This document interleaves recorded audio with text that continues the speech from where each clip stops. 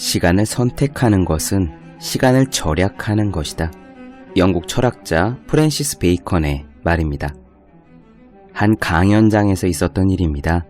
강사가 탁자 위에 유리 실린더를 꺼내놓았습니다. 그리고 실린더에 조약돌을 가득 부었어요. 여러분, 실린더가 가득 찼습니까? 이렇게 강사가 묻자 사람들은 그렇다고 대답했습니다. 그러자 강사는 탁자 아래에서 모래를 한 컵 꺼냈어요. 그리고 실린더 입구에 부었습니다. 모래는 조약돌의 틈새로 모두 들어갔죠. 강사는 말했습니다. 모래가 들어갈 공간은 여전히 남아있습니다. 강사는요, 그 위에 자신이 마시던 물까지 부었습니다. 물은 조약돌과 모래의 틈으로 스며들었죠. 강사는 말을 이었습니다. 여러분의 일과도 이와 같습니다. 꼼꼼하게 살피면 반드시 틈새 시간이 있습니다. 그 틈새를 활용하는 사람이 성공을 거머쥡니다. 청중들은 고개를 끄덕이며 박수를 쳤습니다. 그때 강사가 손을 들어 박수를 멈추게 했어요. 그리고 말했습니다. 여러분, 아직 교훈은 끝나지 않았습니다. 그는 실린더를 모두 비우더니 이번에는 모래를 먼저 부었습니다. 그 다음에 조약돌을 넣었어요. 그러자 조약돌 몇 개가 실린더에 들어가지 못하고 남았습니다. 강사는 이렇게 말을 이었습니다.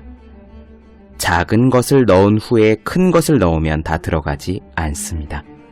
여러분이 사소한 일을 먼저 처리한다면 중요한 일을 할 시간은 반드시 부족하게 됩니다. 중요한 일부터 하십시오.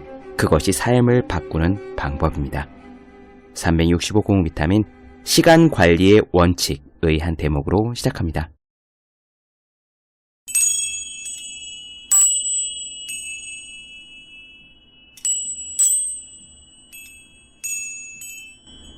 네, 안녕하세요. 본격 공부자극 팟캐스트 서울대는 어떻게 공부하는가 한지우입니다.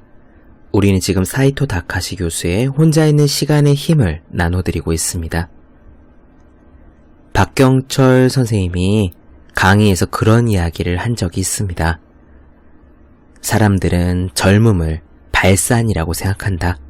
젊은 시기일수록 젊음을 분출하고 미친 듯이 에너지를 뿜어내야 바람직한 것이라고 생각한다. 하지만 내가 생각하기에는 좀 다르다. 젊은 시절에는 수렴을 해야 하는 시기다. 젊은 시기에는 에너지가 굉장히 많다. 가만히 있지 못하고 온갖 감정이 막 솟구친다. 마구 분노하고 마구 사랑하고 마구 뛰어다니고 싶은 시기다.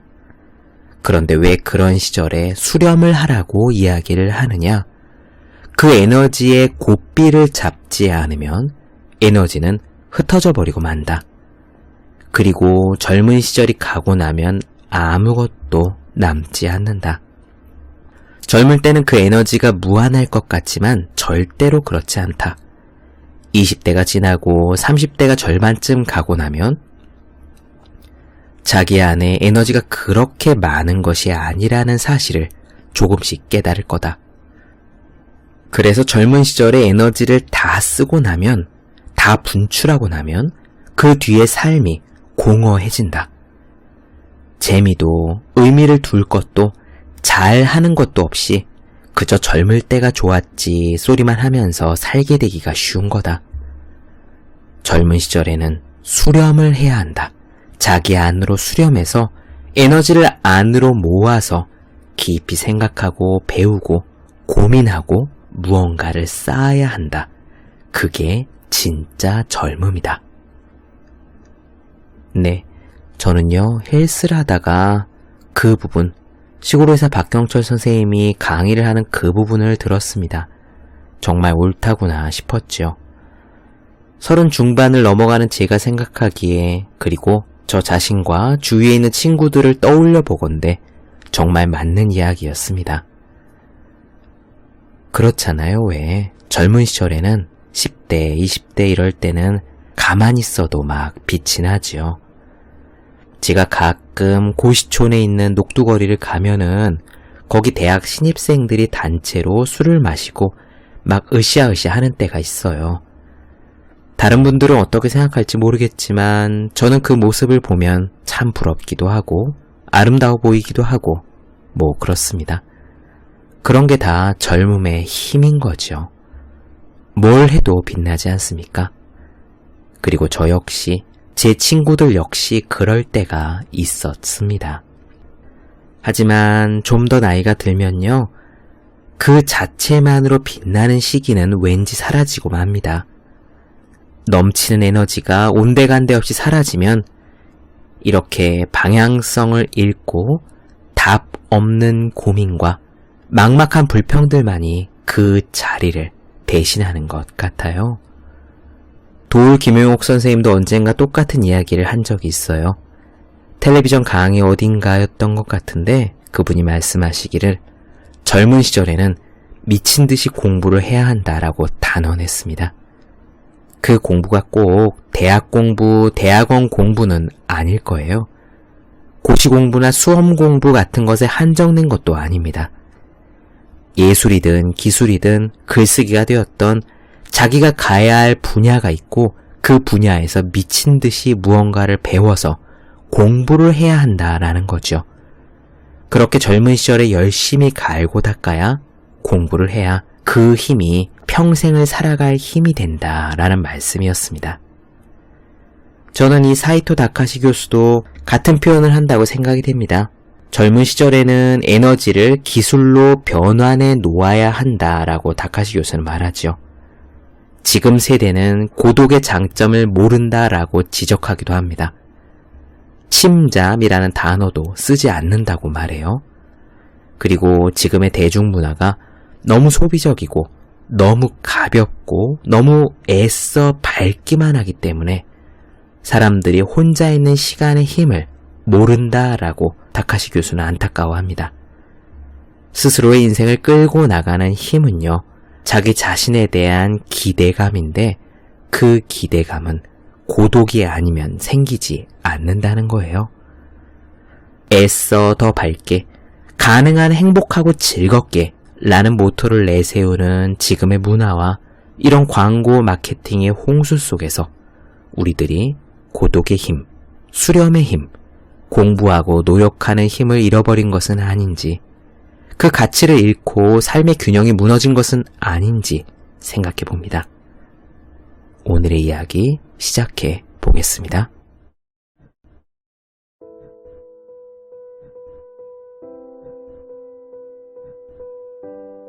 고독을 경험하는 계기는 다양하다. 이성에게 차이고 복수하겠다는 마음으로 죽어라 공부에 매달리며 고독을 맛보는 사람이 있는가 하면 친구들에게 따돌림을 당하고 이제부터 혼자 무언가를 해내겠어 라면서 뭔가에 열중하고 고독을 맛보는 사람도 있다.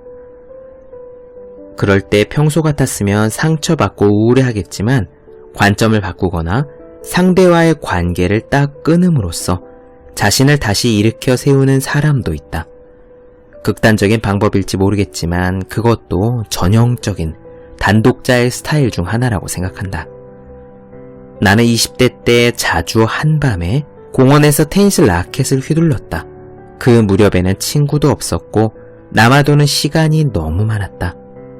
하지만 혼자 있는 시간은 그리 힘들진 않았다. 왜냐하면 나는 야망에 불타고 있었기 때문이다. 예전에는 야망을 갖는다는 것과 어둠, 고독은 하나의 세트였다. 내가 청춘을 보냈던 70년대, 80년대는 시대가 전반적으로 지금보다 훨씬 어두웠고 많은 청년들이 그것이 꿈이든 의미든 가치든 간에 자기가 원하는 것을 이루기 위해 야망을 키웠다. 그때와 비교하면 요즘에는 야망이 매우 희박해졌다. 또 시대의 분위기는 비교가 안 될 만큼 밝다. 나는 야망과 단독자가 된다는 것은 뗄래야 뗄 수가 없다고 생각한다. 사카구치 안고는 젊은 시절 구즈마키 요시토시와 함께 동인지를 만들어 편집을 했었다. 그 모습은 어두운 청춘이라는 글에 상세히 묘사되어 있다. 안고와 구즈마키는 자주 밤샘 작업을 했다. 그러나 한 방에서 둘이 사이좋게 편집 작업을 하고 있다는 묘사는 거의 없다. 오히려 종종 언쟁을 벌이며 안고는 부지런히 동인지를 위해 번역하고 구즈마키는 엄청난 속도로 소설을 썼다고 한다. 둘은 고독의 바다를 자유로이 헤엄치고 있었다. 어쩌면 경쟁의식이 있었는지도 모른다. 그 둘의 우정은 에너지가 넘쳤고 야망도 거기에 있었다. 서로가 왜 좋은지 잘 몰랐지만 어떻게든 둘은 함께 있으려 했다. 그들은 고독의 공감대로 이어져 있었던 것이다. 어두운 청춘 글 중에는 이런 문단이 나온다. 나는 야망 때문에 완전히 지쳐 있었다. 그 야망은 그냥 유명해지고 싶다는 것이었다. 하지만 나는 그냥 유명해지고 싶어 안달만 났을 뿐 무엇을 써야 하는지, 쓰지 않으면 안 되는지 몰랐다. 내 가슴을 열어 젖혀서라도 다른 사람에게 이야기하지 않으면 안 될 말을 갖고 있지 않았다. 야망에 상응하는 맹목적인 자신감이 있었기 때문에 이야기가 없다는 것은 나를 끝없이 추락하게 만들었다. 내 생각에는 그런 것 같다. 만일 연애가 좋은 것이라고 배우지 않았다면 남녀가 연애 감정 없이 결혼한다고 해도 별로 이상하게 생각하지 않을 것이다. 옛날에는 다들 그랬다. 하지만 연애에 대한 빛나는 이미지가 연애에 대한 동경을 불러일으키는 것이다. 마찬가지로 청춘에 대한 동경도 어떤 이미지 때문에 생긴다. 청춘 특유의 갈 곳 없는 답답함, 야망으로 가득한 어둠, 괴로움에 대한 이미지를 접했을 수도 있고 글이나 매체를 통해 연애나 청춘이 주는 고독을 알게 됐기에 동경하게 된 것일 수도 있다. 그런 의미에서 혼자 있는 시간을 기회로 바꾼 좋은 모델이 있으면 도움이 된다. 혼자 있는 시간에 무엇을 해야 할지 잘 알고 있다면 의미 있는 시간을 보낼 수 있지만 어떻게 지내야 할지 모른 채 혼자 있게 된다면 의미 없는 시간만 때울 수도 있다. 그래서 좋은 모델에게 배우는 것이 중요하다. 예를 들어 사카구치의 안고를 모델로 떠올려보자.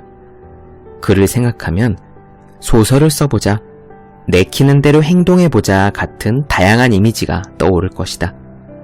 우리는 그가 했던 행동을 통해 무엇을 해야 할지를 배울 수 있다. 특히 일본인은 기본적으로 단독자가 되는 것이 서툴다. 아니, 아마 동양인이라면 비슷할 것이라 생각이 된다. 그래서 이런 기질을 극복하고 단독자가 잘 되려면 더욱 자신이 목표로 해야 할 롤 모델을 찾아야 한다. 그들이 앞길을 인도해 줄 것이다. 그런 의미에서 하야시 다다오는 내가 고독의 모델로 삼고 있는 인물 중에 하나였다. 하야시는 교토대학 재학 중에 학도병으로 징집당해 학업을 잊지 못하고 전사했다. 전쟁은 그가 총격으로 사망하고 19일이 지난 후에 끝이 났다. 하야시는 전쟁 중에도 지적 호기심과 긍지를 잃지 않고 자신을 바라보며 섬세한 일기와 시, 논문 등을 남겼다. 그런 글들을 모은 책, 나의 생명, 밝은 달빛에 불타오르고는 내 청춘의 바이블이었다. 내가 18살쯤이었을까? 나는 이 책에서 처음 침잠이라는 단어를 만났다. 얄팍한 우정에 얽매이는 일은 관두고 고독에 침잠하자. 경박한 헛칠애를 피하고 근본적인 실태 창조에 힘쓰자. 혼자는 외롭다. 그러나 누구와도 교제하지 않겠다. 홀로 서서 두문불출하겠다. 철저히 혼자가 되자. 그러한 철저함으로부터 보편적인 어떤 것을 파악해가고 싶다. 스스로를 낮추는 것은 우정이 아니다. 우정은 서로를 성장시켜야 한다. 성장은 모든 것의 근본이다. 저속하고 지루한 친구보다는 충실한 고독이 낫다. 현재 나의 고독을 확실히 음미하여 거기에 침잠하자. 이것은 깊은 의미를 지닌 고독이다. 혼자 있는 것, 이것이야말로 생의 근원인 것이다.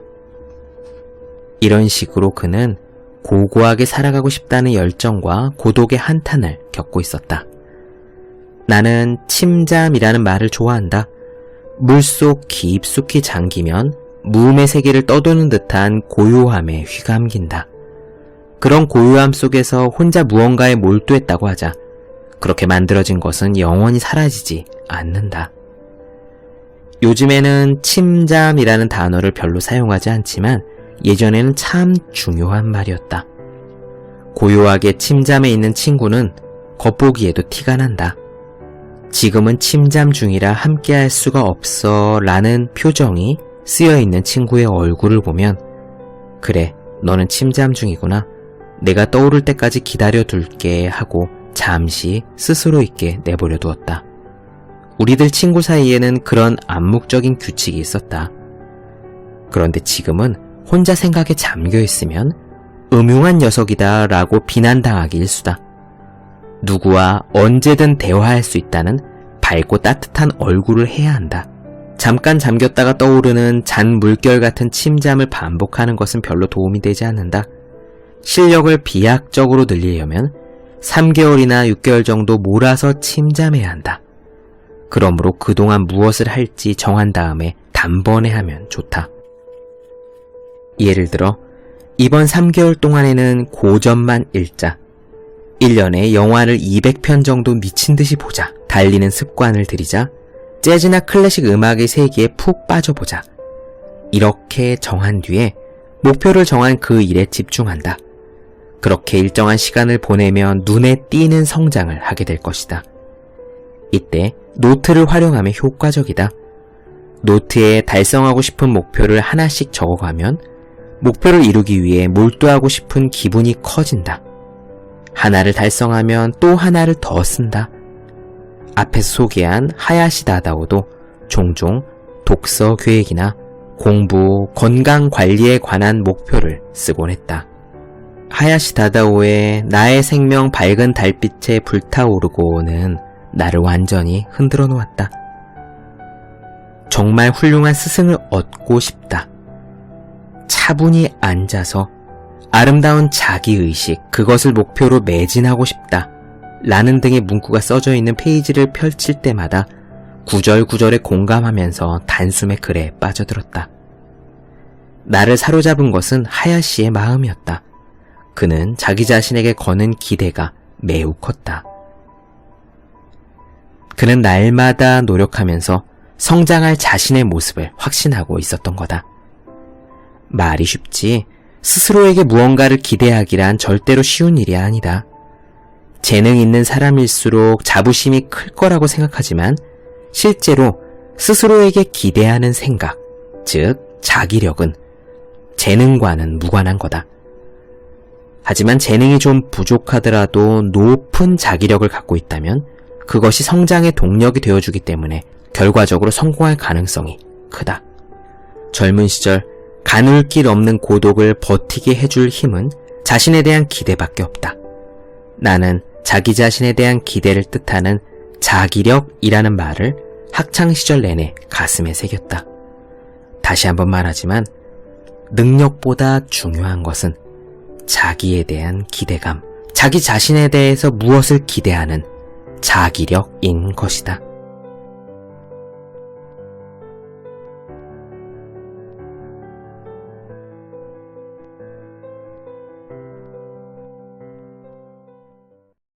네, 본격 공부자극 팟캐스트 서울대는 어떻게 공부하는가? 사이토 다카시 교수의 혼자 있는 시간의 힘 나눠드렸습니다. 더 많은 이야기가 궁금하신 분들, 질문사항 있으신 분들은 제 네이버 블로그 허생의 즐거운 편지, 다음 카카오 브런치 한재호의 브런치, 인스타그램에서 해시태그 서울대는 어떻게 공부하는가, 유튜브에서 서울대는 어떻게 공부하는가 검색해 주시면 좋겠습니다.